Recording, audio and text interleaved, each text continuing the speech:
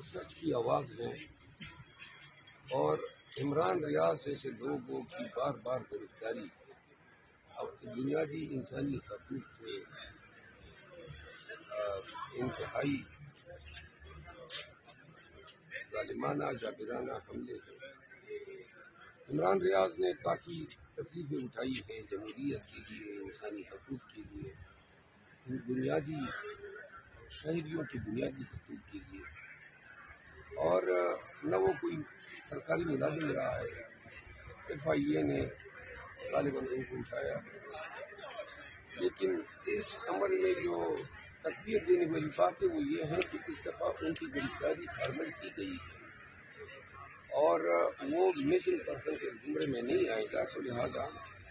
3-4 دن میں امید ہے کہ عمران ریاض صاحب کو پایا جائے۔ سر مریم خیال ہے آج کس میں ڈپٹی اسپیکر کے الیکشن کا شیڈول جاری ہوگا، لیکن اجلاس آج ہے سر۔ ان خاتون کے یہی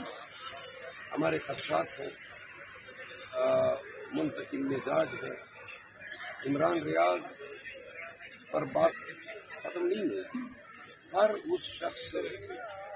کو زندان میں ڈالا جائے گا جو ان سے نظریاتی اختلاف رکھتا ہو،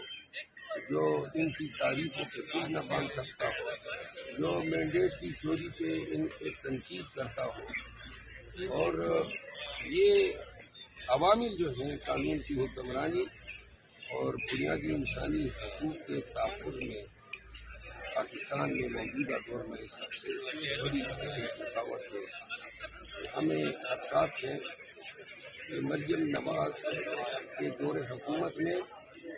پنجاب میں جو ہے شمولیت کا نیا دور شروع ہو رہا ہے، اور یہ خاتون جو ہے یہ منتقم مزاج ہونے کے ساتھ ساتھ سیاسی مصلحتوں کے لیے کسی بھی حد تک جا سکتا ہے۔